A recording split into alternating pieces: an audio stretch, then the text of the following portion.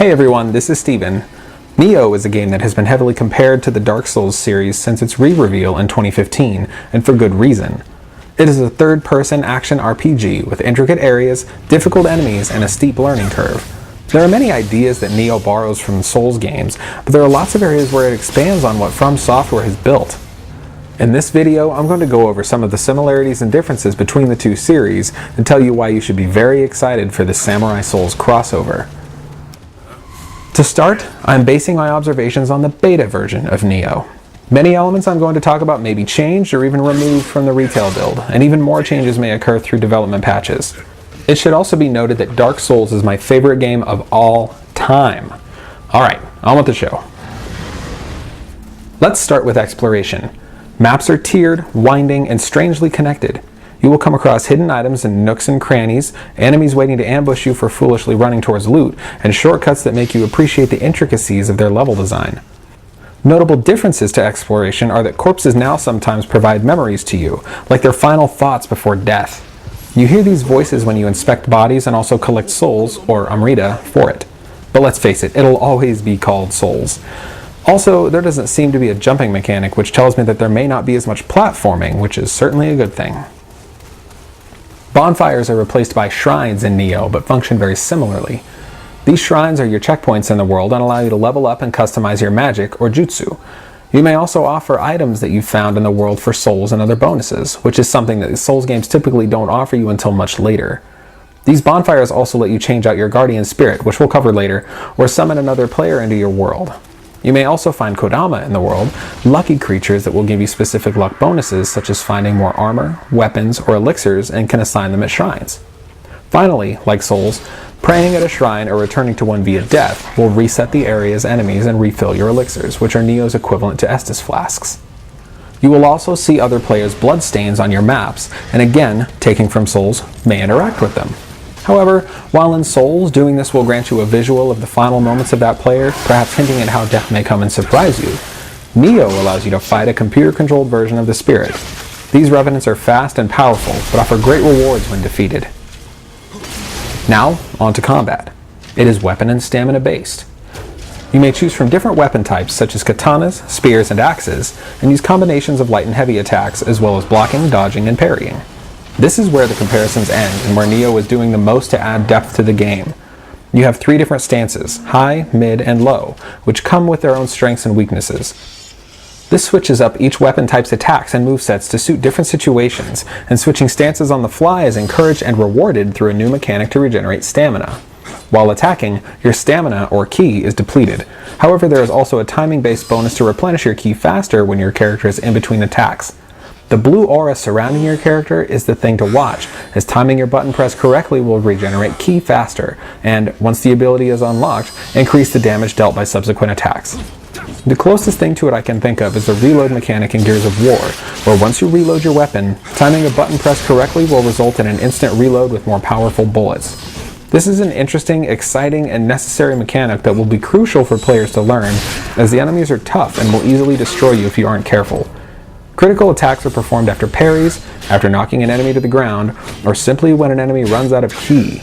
This can also be done to you, so watch out. Each weapon class has a bunch of abilities that can be learned to step up your game. These include combo finishers, parries, special attacks, and weapon buffs. You earn these simply by using a weapon and becoming proficient with it. As far as I can tell, the requirements of proficiency are not provided to us, but basically if you use a weapon enough, you'll get samurai points, which can be used to unlock abilities in the skill trees. What's cool is you don't have to put points into the weapon you earned them with. Say for instance, I wreck shop with dual katanas. As I improve with them, I unlock ability points. And say I want to be good with the large axe class, but need a bit more help. I can use the dual katanas to earn points and spend them in the axe tree, increasing my moveset and abilities for that class instead. It's a neat mechanic that can make things interesting at later sections of the game. An interesting addition is Spirit Guardians. Selected at shrines, Spirit Guardians offer your character buffs such as increased attack power or increased drop rate from enemies. As you defeat foes, a meter fills up that allows you to unleash your Spirit Guardian once filled. This acts as a super meter or limit break, a hard departure from Souls, and what happens changes depending on your spirit. Also, upon death, your Spirit Guardian will remain where you died to protect your souls until you return to collect them. During this time, you will not have access to your Guardian's abilities. However, if you die again before making it back to your guardian, they will return to you, perhaps sensing that you are useless without them, and your souls will be lost forever. Unlike Souls, this will not leave another bloodstain where you can return to collect souls again, perhaps making the mechanic more punishing in Nioh. Although it does somewhat mirror the human and undead mechanic with the spirit guardians, it puts a spin on it so the players are not disadvantaged until they're able to return to full strength. Also of note are ranged weapons. They feature much more prominently than in Souls games and are not as convoluted to use. A trigger pull readies your weapon and a button press fires. There is no need to fumble through your inventory for a ranged weapon, then grabbing, aiming, readying, and loosing like in Souls. Much easier in Nioh, as it seems like ranged weapons were considered when making the control scheme rather than shoehorning bows into controls that were designed to work for melee weapons. Speaking of inventory, Nioh does some interesting things to distinguish itself from Souls item management. On the HUD, you can choose from 8 item shortcuts, which are all available at the press of a D-pad button. Item and spell usage in Souls takes some learning, as you select what you want with the D-pad and then activate with the attack or item button. Nioh definitely simplifies things by giving you 2 quick menus to cycle through, and then 4 options to pick from on each. It's quicker and easier in most cases, but limits the number of things you can have quick access to 8. This includes healing items, buffs, and jutsu.